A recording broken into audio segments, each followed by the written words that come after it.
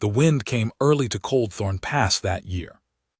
Aldrich Vane felt it the moment he crested the last rise before home, a raw, lateral bite out of the northeast that carried the smell of snow still 2 days off, maybe 3, but coming the same way it always came, with its mind made up.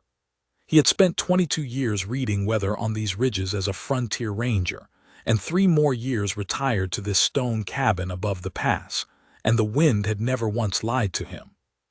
He adjusted the pack on his shoulders, noted the way the larch at the tree line were already shedding their last needles in small copper storms, and started the final quarter-mile to his door.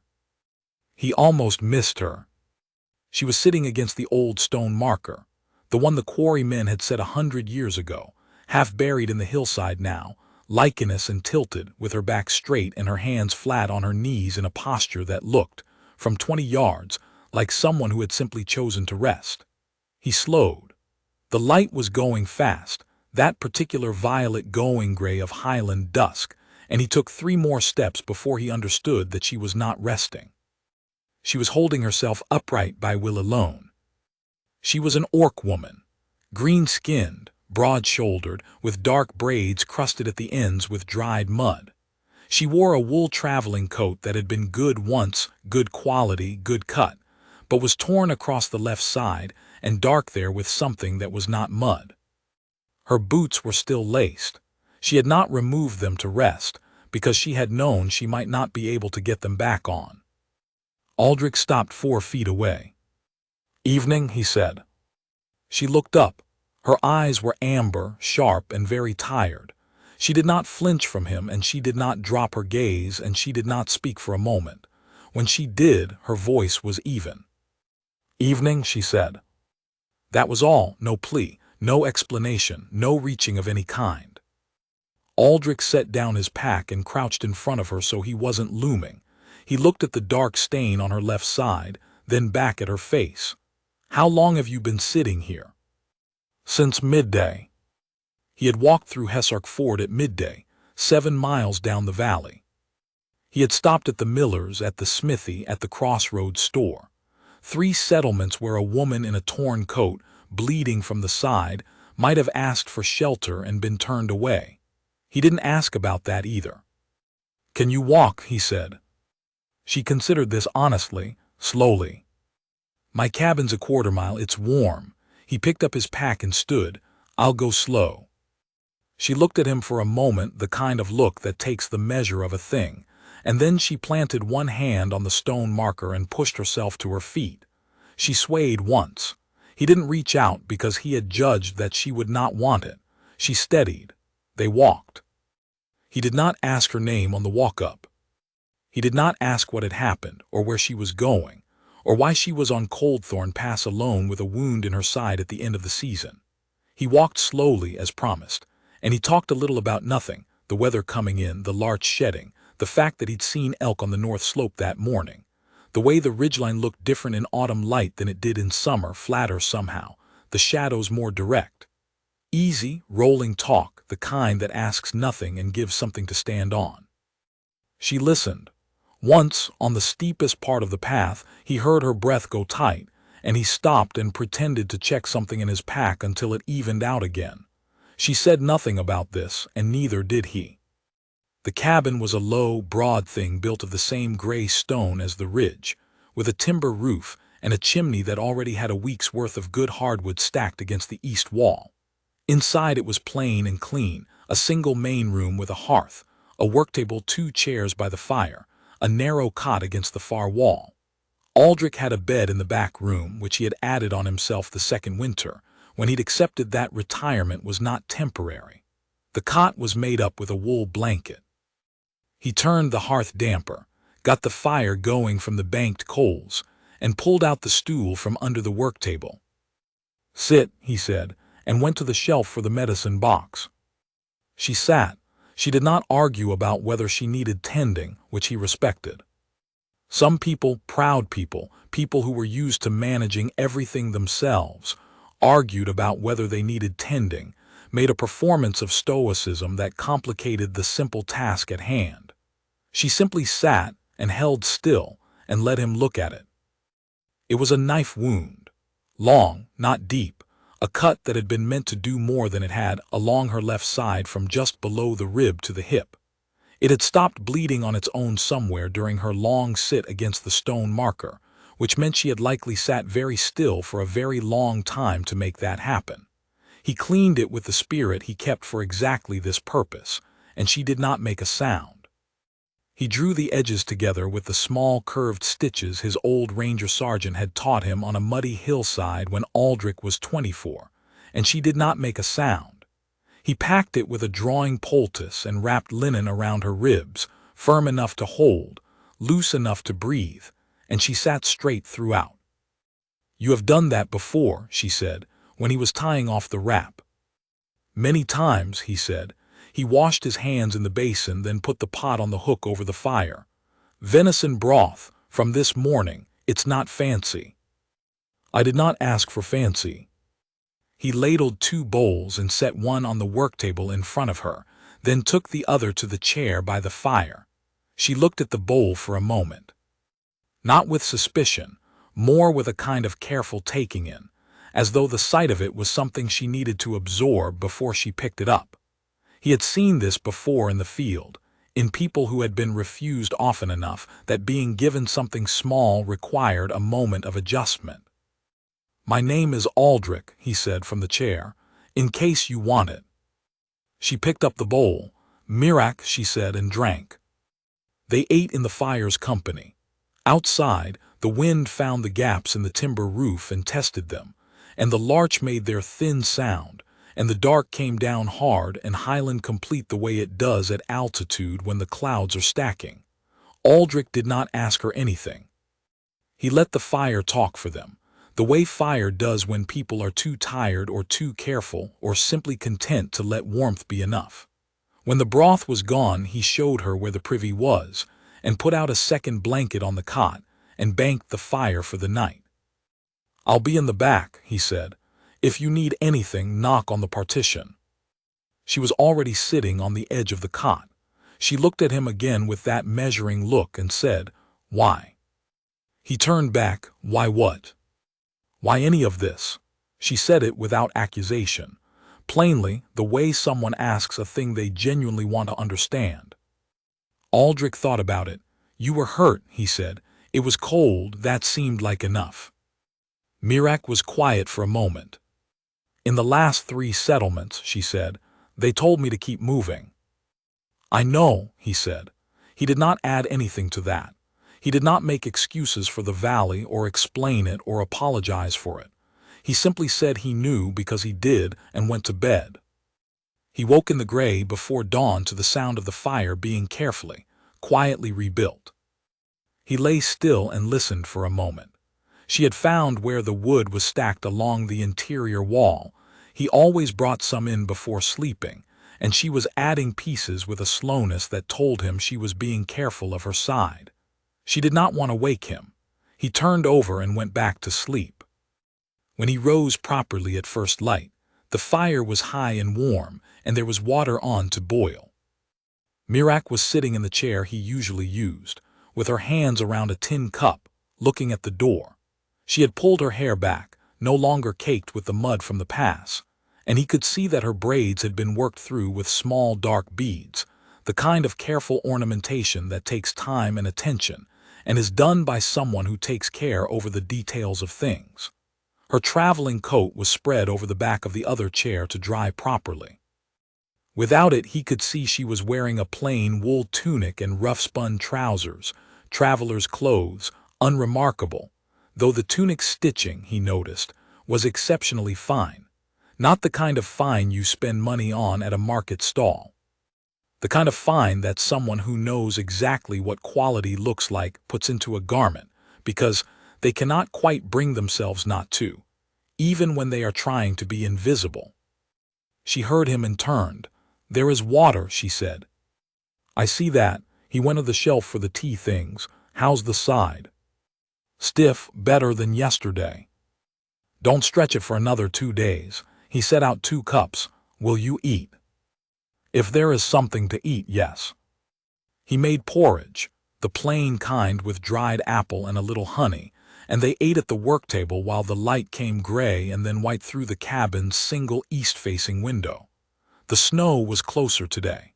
He could feel it in the stillness, that particular held-breath quality the mountains get when they are waiting. She said that morning, "I will not be a burden for long." "You're not a burden," he said.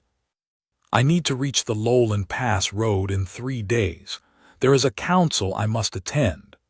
She said this carefully, with the exactness of someone who is giving only what needs to be given, a travel timetable, without giving anything else. "The Lowland Road is closed until next season," he said. "The Merchants' Guild pulled the maintenance contracts in late summer. There was flooding in the cut and they filled it badly and it came apart in the first rain." He watched her face. "The only pass still open is the Veth Ridge Trail, another day east of here. I can give you the route." He paused. "When you're fit to walk it." She was very still for a moment. Something moved behind her eyes, not panic, something more controlled than panic, a rapid interior calculation of timelines and alternatives, and then it settled back into composure. "I see," she said. "The council," he said. He said it without interrogation, just an acknowledgement that he had heard. She looked at him steadily. "Yes."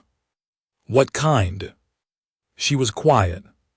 "You don't have to tell me," he said, and got up to put the bowls in the basin. "I'm not asking for passage through anything. I was a ranger for 22 years and I've attended enough councils to know they're mostly headaches." He paused with his back to her.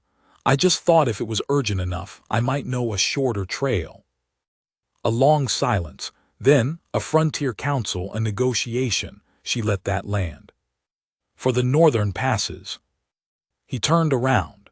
He looked at her for a moment, the careful, fine-stitched tunic, the beaded braids, the upright bearing she maintained even sitting in a plain farmhouse chair, the wound she had dressed herself as long as she could, and then sat still for 6 hours to stop bleeding rather than reveal herself to any settlement in the valley.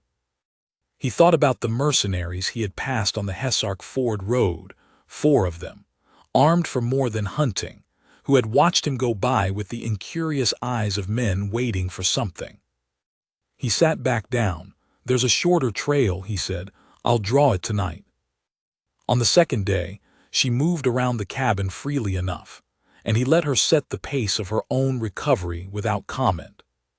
He had learned early in his ranging years that the fastest way to slow an injury down was to make the person with it feel watched, and so he went about his own work as though her presence was simply a pleasant fact and not a concern that required monitoring. She seemed to understand this, and she moved with the careful economy of someone managing pain without advertising it. He gave her what she needed, a clean shirt to replace the torn one, thread and a needle to mend what she wanted mended, the use of the work table for writing, which she did for 2 hours in the afternoon in a careful, angular script he didn't try to read. He worked outside. There was wood to split before the snow, and the east gutter needed its bracket repinned before ice got into it, and the stone step at the front had shifted enough in last spring's thaw that it needed resetting before a winter's worth of frost made it worse. And she worked inside, and they moved past each other in the cabin's morning and evening hours with an ease that surprised him. She asked about the pass and about the Veth Ridge Trail's condition, and he told her. She asked about the frontier garrison at Corval Station, about the quarter captain there, about whether the road south of the garrison was still patrolled. He answered what he could, and said plainly when something was beyond his current knowledge. She listened the way a person listens when the information is going somewhere specific, not casually, not politely, but with the attentive intake of someone filing things away. He had given briefings to commanders who listened with less focus. That afternoon she helped him rehang the cabin's back shutter, which had been catching on its frame since the summer and banging against the outer wall in high wind. She held it steady while he adjusted the upper pin, her hands braced on either side of the frame, and they worked in the quiet way of people who have been doing physical tasks alongside each other long enough that they have settled into a mutual understanding of position and timing. He set the pin. The shutter moved clean and quiet. She stepped back and tested the swing once. "Better," she said. "It's been wrong since July," he said. "I kept meaning to get to it." "You get to it when you have two people," she said. Not unkindly. Just a plain observation, the kind that notices the truth of something without pressing on it. In the evening she said, "You were a ranger here." 22 years, he said. "Mostly the Highland circuits, some border work." "Border work," she turned her cup in her hands. "Which side of the border?" "The human side," he said. "Though I spent enough time on the other side to know it wasn't as simple as sides." She was quiet for a moment. "No," she said, "it never is." He put another log on the fire. "My sergeant, the last 5 years I served, she used to say the border was just a line two sets of stubborn people had drawn through the middle of the same mountain." He paused. She had a point. Matriarch looked at the fire. "She sounds like someone worth listening to." "She was," he said. "She retired to a valley farm down south. I went up." "You chose the mountain."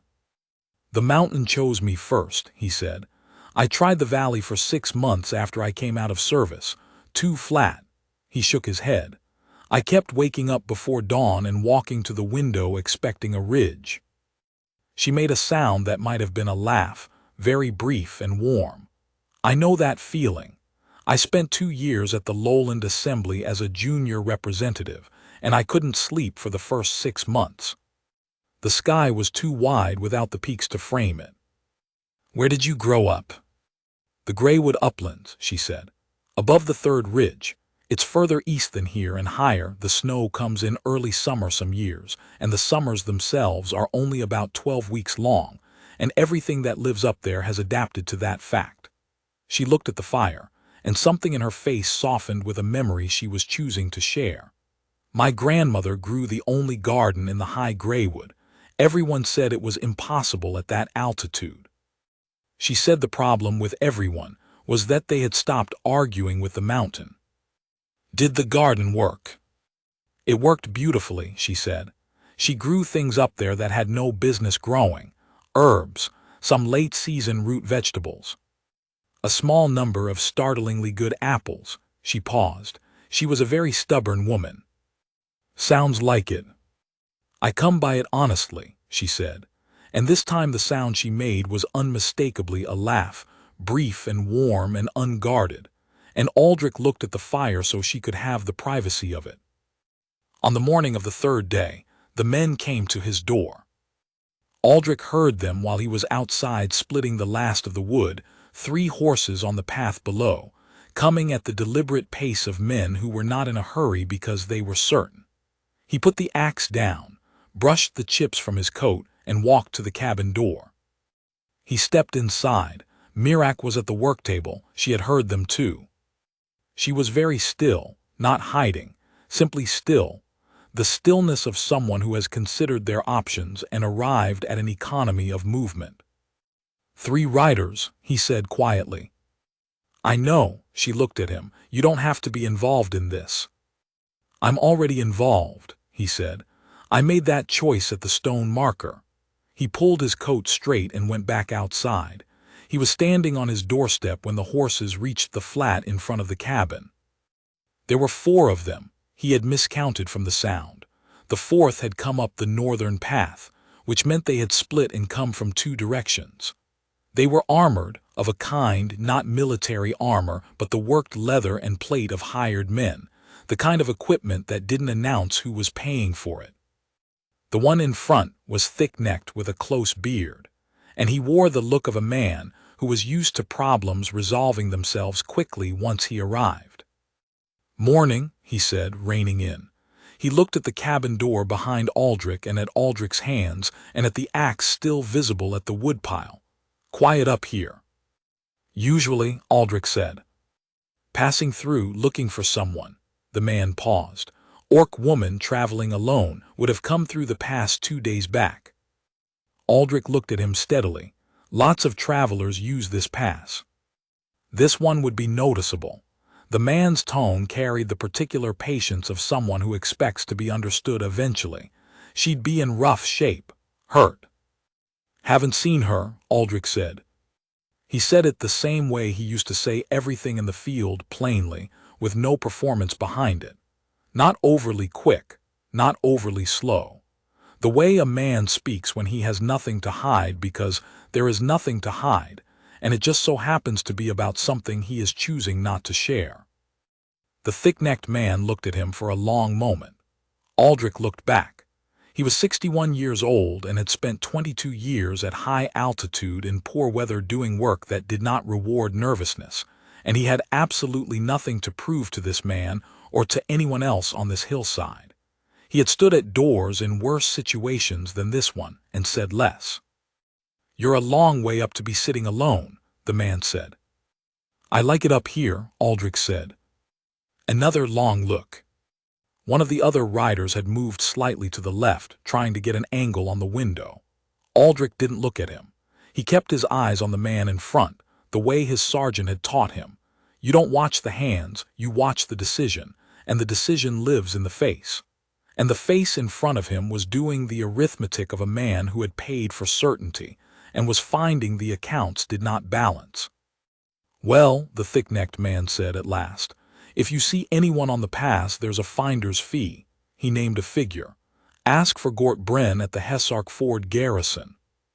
"I'll keep that in mind," Aldrich said. They sat for another moment.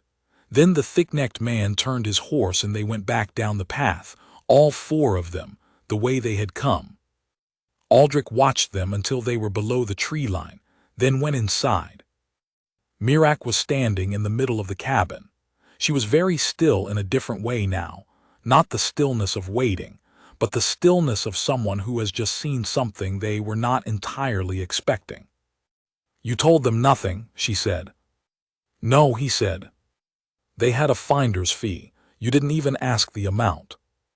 "I heard the amount," he said, and went to put the kettle on. "It wasn't relevant." She watched him for a moment. "Who were they?" "Hired men.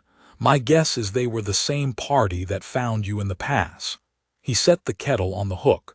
"Which means whoever sent them knew the route you were planning to take and wanted to make sure you didn't arrive." She was quiet for a moment.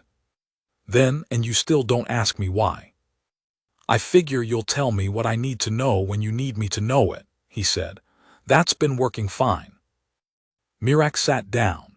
She sat down in the chair he usually used, the better chair, the one by the fire, and she put her elbows on her knees and her face in her hands for just a moment. Not breaking, not weeping. Just a brief, private setting down of a weight before picking it back up. He poured the tea and said nothing and let her have the moment, the way you give someone a room by standing quietly in a corner of it. When she lifted her head, her face was composed again. "The council," she said, "is between the northern Orc clans and the frontier settlements. It has been scheduled for 18 months. There are 3 parties who do not want it to happen, and one of them has resources enough to pay men to stop it." She paused. "I carry the authorization of 7 chieftains. Without me, there is no quorum on the Orc side. The council cannot proceed." Aldrich set the second cup in front of her. "And if it doesn't proceed?" "The border conflict resumes in spring. It has been quiet for 2 years while this was arranged. If the council fails, that quiet ends." She looked at her hands. "People will die, on both sides, farmers and herders on the frontier lowlands, clan families in the upland passes, people who are not involved in any of the arguments that started this and will not be involved in any of the arguments that end it. They will simply be the ones who are there when it comes apart." He sat in the other chair. Outside, the first real snowflakes were beginning. He could see them against the window glass, tentative testing. "The official seal they took," he said. "They took it so I could not authenticate my authorization at the council." She paused. "They will present it to the frontier garrison as evidence that an Orc emissary was moving without a valid mandate, that the arrangement was fraudulent. It is a simple plan and it would work." She looked up at him. "Except that I keep a secondary seal, for exactly this kind of contingency." She reached down carefully and pulled up the cuff of her left boot. There, inside the boot's lining, pressed flat against her ankle, a small disc of dark metal engraved with the marks of the Greywood clans. She held it up, then tucked it back. I didn't lose everything in the pass. Aldrich nodded slowly. And the Veth Ridge Trail gets you to the Lowland Road 2 days before the council date. If it is as open as you say. I'll take you myself, he said. I know the exact condition of every step. We can go at the pace your side allows and still make time. She looked at him with the measuring look, the one she had used at the stone marker, the one she had used when he stood the men off at the door, but it was different now.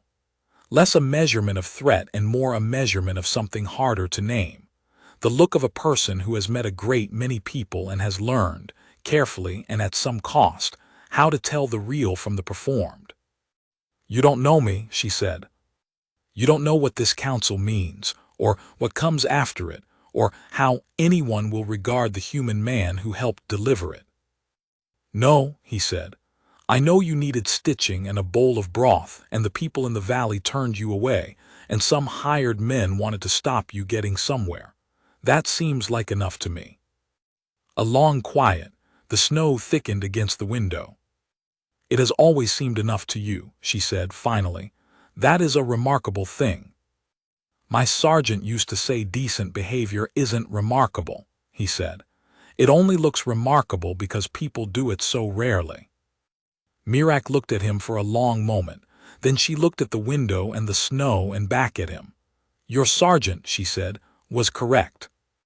They left at dawn the next morning. The Veth Ridge Trail ran east along the back of the Highland, well away from the Hessark Ford Road and the passes the hired men would be watching. Aldrich carried the pack. Mirac walked with the careful, sparing gait of someone rationing the use of injured muscle, and he kept the pace easy without remarking on it, which she appreciated without saying so. He had been in the field long enough to know that some forms of respect are best expressed as the absence of fuss. The snow that had started the evening before had laid half an inch on the upper trail, enough to silence the stones and soften the light, and they walked in a landscape that felt freshly made, all grays and whites and the dark verticals of the fir stands. He pointed out the landmarks she would need if she ever made this crossing alone. The outcrop shaped like a stacked chimney, the small spring that ran even in hard frost, the fork where the eastern track branched and the right branch looked more traveled but led to a dead end above a scree field. She listened and stored it with the focused economy of someone who is accustomed to gathering information they will need later and can be trusted to use it accurately. They talked and did not talk in the easy, alternating way of people walking together on familiar ground. He told her about the trail's history. It had been used by the old Highland shepherds before the Lowland Road was built, and the road had made it obsolete for commerce, but it was better maintained by the mountain itself, which did not flood and did not require a guild contract to stay open. She told him about the council town, which was built on the site of an old river ford that both sides had used as a neutral meeting point for generations, and which had a permanent mixed population, human and orc merchants, a small community of craftsfolk who did business across the line, a ferry that ran year-round because the commerce required it. It was not a famous place, she said. It was just a place where people had decided, without ceremony, to be practical about each other. That's usually where the good things start, he said. She looked at him. Yes, she said, it usually is. In the middle of the morning, on a flat section where the ridge widened and gave a long view south over the lowland forests, she stopped. May I ask you something? She said. Go ahead. She looked out over the view for a moment. The lowland forests were deep green and then brown gold at their edges, and far beyond them, barely visible in the winter haze, the suggestion of the river valley where the council town sat. 22 years on the border, she said. Border work, you said. You were on the human side. Were you ever in actions against the clans? He was quiet for a moment. Twice, he said, early in my service. Skirmishes, both, the kind that start because someone gives a bad order and escalate because nobody wants to be the first to stop. He looked out over the lowland forests too. I never enjoyed either of them. Did you win? The first one technically. The second one nobody won, which is how skirmishes usually end. He paused. I lost a man I'd served with for 3 years. She was quiet for a moment. I lost 2 cousins in the winter actions 12 years ago, on the Greywood side of the border. I'm sorry, he said. He said it plainly, without the qualifying elaborations people sometimes add to this kind of statement when they are uncertain of the terrain. Just the plain 2 words. She looked at him. So am I, she said. For yours. They stood on the flat for a moment, not in the weight of it, but in the plain, settled acknowledgement of it, which is a different thing. The weight is what you carry alone. The acknowledgement is what happens when someone else sets their hand briefly on the same load and says, I know. That is not nothing. Sometimes it is everything. Then they walked on. The trail descended in the early afternoon and met the High Shepherd's Road, an older track that ran along the mountain's waist before dropping to the lowland road proper. Aldrich had walked it a dozen times. He knew where the bridges were sound, and where one had been repaired with green timber that was still not trustworthy in wet weather, and he guided her around these things with the quiet expertise of a man in his own country. He also knew the spots where the trail was exposed to the eastern wind, and the spots where a particular stand of spruce provided enough shelter to stop and drink water without being chilled through, and he chose these stops at the intervals that her pace told him she needed, which was not quite the same as the intervals she would have chosen for herself, since she was still inclined to push further than the wound could sensibly support. She noticed this on the 3rd stop. You're timing these for me, she said. Mountain pacing, he said. Nothing to do with you specifically. She looked at him with the amber eyes, which were very knowing. He handed her the water and said nothing further. Near the eastern descent, they heard horses on the track below. Both of them stopped at the same moment, not from fear, from training, from the same habit of assessing before committing. Aldrich stepped to the uphill side and looked down through the fir trunks. There were riders, 6 of them, and they were moving with the purposeful unhurry of people who knew where they were going and were not concerned about who might be watching. They wore deep-dyed cloaks, forest gray and brown, and even from above he could see that they were orcs, broad-shouldered, moving with that particular assurance on horseback that comes from people for whom horses are working partners rather than vehicles. He felt Mirak go very still beside him. Do you know them? He said quietly. She let out a breath that was not quite a sound. Yes, she said, those are my people. He looked at her. Yours. The Greywood delegation. She looked down at the riders for a moment, and something in her face, the controlled, economical composure she had maintained through the cabin and the wound and the hired men at the door and 2 days of difficult trail, shifted, not into relief exactly, something older and quieter than relief. The particular easing of a person who has been carrying something alone for a very long time and has just seen the people they trust coming toward them through the trees. They must have come early, when I didn't arrive as scheduled. He studied her face. They came looking. They came looking, she agreed. She cupped her hands around her mouth and gave a call, a sound he didn't know, 3 rising notes that were not quite a word, not quite a whistle, something in between, and the riders below halted immediately. The lead rider turned, looked up the slope, and after a moment gave the same call back, 3 rising notes and then one that fell. Mirak closed her eyes for a moment. Then she opened them and looked at Aldrich. You should know what you have done, she said. In case it was not clear to you. I did what seemed right, he said. I'm not keeping accounts. I know you're not, she said. That is the point. She reached into the inner pocket of her traveling coat and drew out a small folded paper. She had been carrying it since the morning, he realized, folded and ready. She paused, holding it. May I borrow your writing things? I want to add something. My pack has a field notebook, he said. Small pencil in the loop.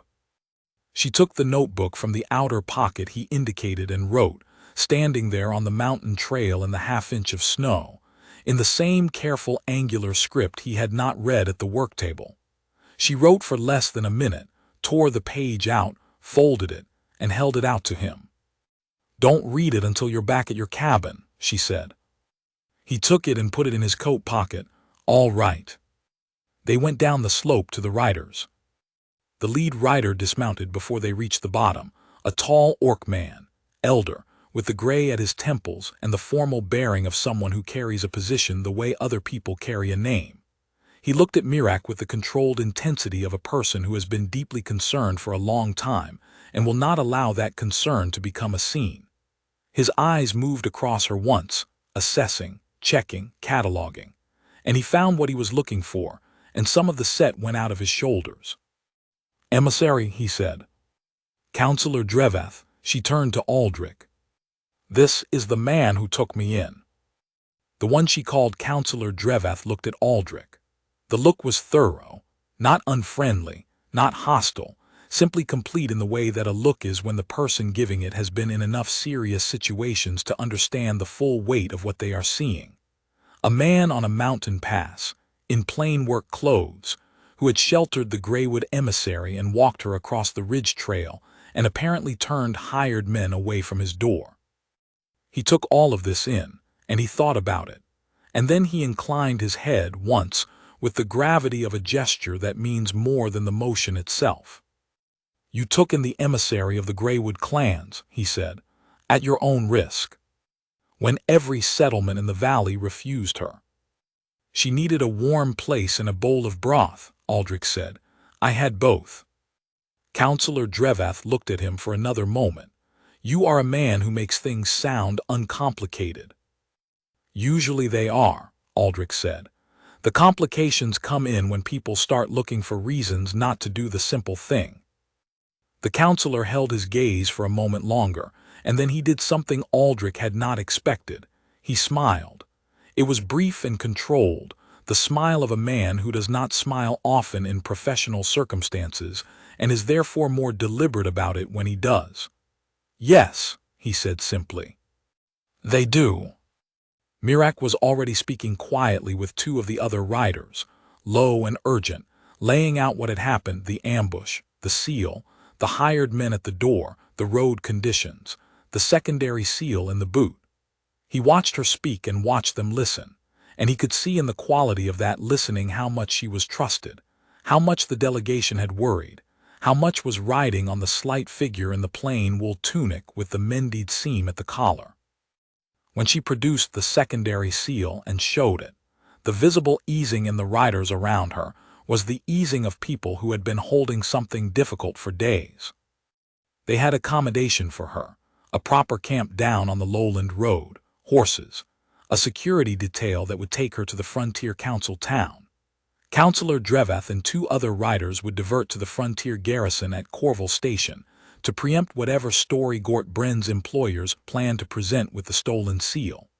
It was all arranged with the unhurried efficiency of people who have been doing difficult things for a long time and trust each other to do their parts correctly. Before she mounted, Mirak turned back to Aldrich. "I'll see that the garrison at Corval knows your name," she said, "in case Gort Brenn's friends decide to make an issue of your door." "Don't worry about it," he said. "I won't worry," she said. "I'll act." She looked at him with an expression he couldn't entirely translate, something between recognition and warmth, something careful and real, not a performed emotion but a true one, given plainly as she gave everything. "Aldrich Vane." "Mirak," he said. She mounted her horse and rode with her people down the eastern track toward the lowland road, and he watched them go until the fir trees closed behind them. Counselor Dreveth was the last through the trees. He turned in the saddle and looked back at Aldrich once, and gave the same slight incline of the head. Then they were gone, and the forest was quiet except for the wind and the small sound of snow settling on branches. Aldrich walked back alone. It was a good walk. The air was cold and clean, and the snow was still light enough on the upper trail that the stones showed through, and the sky above the ridge had cleared to the particular clean, deep blue of Highland winter afternoons, the kind of blue you do not get at lower altitude, that has a clarity to it like the inside of a well. He thought about the wind, and the timing of the first real snow, and whether the east gutter bracket would hold until spring or whether he should get back up on the roof before the freeze. Practical thoughts, familiar thoughts, the small inventory of a solitary life, which is not a diminished life but simply a particular kind of life, and he had chosen it clear-eyed and was not discontented with it. He was home by late afternoon, built up the fire, made himself supper.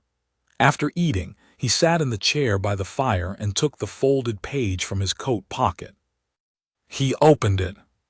The angular script read, "When the council concludes, I am to report to the chiefs, and then I am free for 3 months before the ratification sessions begin in spring. I know a road that passes within a day of Coldthorn Pass. I have been told that I make things complicated. You make them seem simple, and I would like to sit by your fire again if you are willing and understand how you do that. M."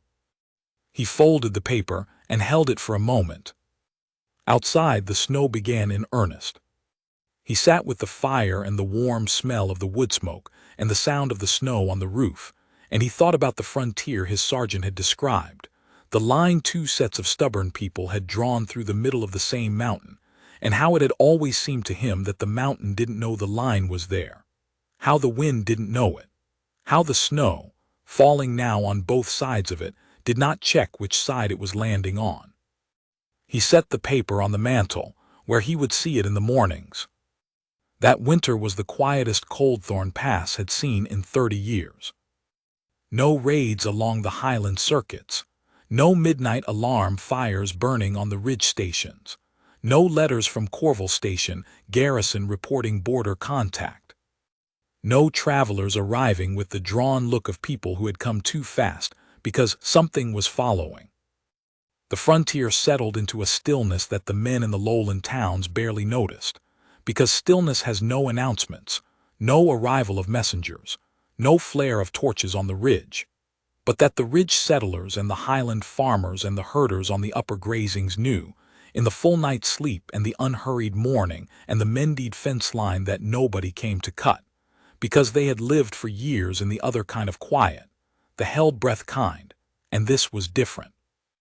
Aldrich split wood and repaired the east gutter and took 2 days to rechink the north wall where the wind had been finding gaps, and spent his evenings by the fire reading and thinking, and not being unhappy, which was not the same as being happy, but was a reasonable and honest and underrated thing. He found he thought about the conversations by the fire more than he had expected, not with longing, with the clear interest of a man who has met someone genuinely interesting and knows it. He thought about the grandmother's garden above the third ridge, and the 12-week summers, and the startlingly good apples. He thought about the way she had held the shutter while he set the pin, patient and exact. He thought about 3 rising notes on a mountain trail, and the easing in the riders' shoulders when they heard them. News reached him in pieces, carried by travelers on the Veth Ridge Trail, which had apparently become better known as a route after several parties used it successfully that season. The Frontier Council had concluded with an accord. The Greywood clans and 4 affiliated northern clan groups had signed. The Corval Station garrison had arrested 3 individuals connected to the group that had been trying to prevent it. The stolen seal had been recovered and would be held by the Frontier Archive as evidence. The ratification sessions were scheduled for early spring. The council town had already seen its best trading season in a decade, with merchant parties coming from both sides of the border to test the quiet while it lasted. He heard this over cups of tea with passing travelers and said very little about any of it. He did not explain that he had walked the emissary across the ridge himself, or that the hired men had stood in his dooryard, or that she had sat in his chair and told him about her grandmother's impossible garden. These were not his stories to circulate. He simply poured more tea and listened to what the travelers reported and was glad that things had gone the way they had gone. He also, on a cold afternoon in the first deep month of winter, walked down to Hessark Ford and spoke to the quarter captain at the small garrison there. He told the quarter captain plainly what he had seen of the hired men, their number, their horses, their direction, the name Gort Bren, and the quarter captain wrote it down in his ledger and said that Corval Station had already been in touch about the matter, that arrests had been made, and that certain individuals who had been making use of the Hessark Ford garrison as a base of operations had departed in some haste after the Frontier Council concluded. Aldrich thanked him and walked home. That was the end of it. In the deep of winter, when the trails were at their hardest and the snow had settled to the dense, compacted kind that would not shift until thaw, a letter arrived with a trader coming up from the lowland road. The trader said a woman in good traveling clothes had paid him a decent fee to carry it up to the Coldthorn Pass cabin and leave it with the occupant, and had given a description that matched Aldrich precisely, including the detail that he was likely to be splitting wood or mending something when the trader arrived. Aldrich read the letter in the doorway with the cold coming in. It was brief. The council had concluded. The ratification sessions were confirmed for the second week of spring. She would be in the lowland town through the winter for the preparatory work, which was, she wrote, a great deal of difficult drafting punctuated by long debates about punctuation that she found both exhausting and faintly absurd. She expected to be free by late winter. She planned to take the Veth Ridge Trail, which she said she could now walk in her sleep, having memorized every landmark he had named. She would arrive when the trail allowed it, and she asked only that he not be surprised. He wrote back with the same trader going down. He said the fire would be lit. In late winter, when the trails were at their hardest and the snow had settled to the dense, compacted kind that would not shift until thaw, a rider came up the Coldthorn path. Aldrich heard the hooves and stood up from the work table where he had been doing accounts and went to the door. The rider was alone, a gray horse, sturdy Highland stock. The rider was wearing plain traveling clothes, a good wool coat, well made, no clan marks visible, nothing that announced itself. The braids were worked through with small dark beads, and the amber eyes looked at him steadily as the horse stopped in front of his door. "The fire," Mirek said, "is it still lit?" Aldrich opened the door wider. "Come in," he said. "I'll put the kettle on." She dismounted and tied the horse at the post and came inside, and he took her coat and hung it by the fire to warm through, and she looked around the cabin, the work table, the two chairs, the shelf with its medicine box and its books and the small folded page on the mantel, which she saw, and looked at without comment, and he saw her look at it, and then she looked at him. 3 months, she said. "The ratification sessions begin in 12 weeks. "Sit down," he said, and put the kettle on. "There's venison left from yesterday, and fresh bread this morning." She sat in the chair by the fire. She sat in it with the ease of someone sitting down in a place they have thought about and whose invitation they have accepted without pretending they don't want to be there. She set her hands in her lap and looked at the fire for a moment, and the fire did what fire does. It held still and gave its warmth without asking anything in return. Outside, the wind ran along the ridge the way it always did at altitude, unhurried and indifferent to lines and borders and accords, knowing nothing of the long history of trouble on either side of the mountain, only the stone and the cold and the perpetual clear sky above the snowline where the world is simple and everything is exactly what it appears to be. "You read it," she said. "I did," he said. "And—" He set the bread on the table and found the venison and put it in the pan over the fire. "And I thought," he said, "that I should have a second chair that's as good as the first." He glanced at her. "The one you keep using has a good back, but the seat's a little narrow, not suited for someone who's going to be sitting in it regularly." Mirek looked at him. The amber eyes were warm. "You have been thinking about this." "I had a whole winter," he said. She looked at the fire, and the mantel above it where her note stood folded, and the pan, and the steam beginning to come off the kettle, and the plain clean room with its wood smell and fire smell, and the particular warmth of a Highland cabin in winter that is not warmth against the cold so much as warmth because of it. Warmth that makes sense in this place and not elsewhere, that is calibrated exactly to the altitude and the stone and the season. "I know a good woodworker in the lowland town," she said. "He does commission work. I spoke with him about it, in fact, in case the subject came up." Aldrich turned from the fire. "You planned ahead." "I make things complicated," she said. "That is apparently what I do." "I don't think a chair is complicated," he said. "No," she agreed, "it isn't." She wrote to the woodworker the next morning, at the work table, in the careful angular script, and Aldrich read the letter over her shoulder because she turned it so he could see it, and they amended one detail about the height of the back, and she sealed it, and he arranged for it to go down with the next trader on the road. It was a practical thing to do. It was also, as they both understood and neither said, a particular kind of declaration, that there would be someone here to sit in the second chair, and they both knew who that would be, and neither of them saw any reason to make that more complicated than it was. They spent 3 days in the cabin before she rode back down to the lowland town for the last of the preparatory work. 3 quiet, plain days. She worked at the work table in the mornings. He worked outside or in the back room. They cooked together in the evenings with an easy division of labor that seemed to emerge from some agreement they had never formally reached. She took the sharper tasks, the fine knife work, the seasoning, the things that rewarded patience and precision. He kept the fire and the timing and the heavy lifting. The meals were better than either of them produced alone. Both of them noticed this and said nothing about it. On the last morning, before she saddled the horse, she stood at the door and looked out at the pass. The stone marker barely visible above the new snow, the ridge above it against the pale winter sky. "It looks different now," she said.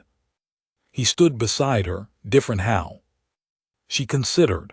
"Less like a place where things ended," she said, "more like a place where they began." He looked at the stone marker, half buried and lichenous and tilted, the same as it had always been. He thought about the evening she had been sitting against it, back straight, hands flat on her knees. "Both maybe," he said. She looked at him. "Yes," she said, "both." She rode down the trail, and he watched her go, and went back inside to the fire and the plain, productive quiet of a good winter day. He was not a man who suffered waiting. The ratification sessions would conclude, and the road would thaw, and he had things to do in the meantime. And in the spring, when the trails thawed and the elk moved back up to the north slope, and the Coldthorn Pass marker stood uncovered for the first time since November, there were 2 good chairs by the fire in the stone cabin above the pass, and a note from Councillor Dreveth on the mantel that said the ratification sessions had concluded with no complications, and that the Frontier Archive was pleased to report the permanent holding of the recovered seal. And a second teacup on the shelf that had not been there before, and a life that had been quietly, incrementally, stubbornly enlarged. The way the best things are, without announcement, by the simple accumulated weight of 2 people choosing, again and again, to sit down at the same fire.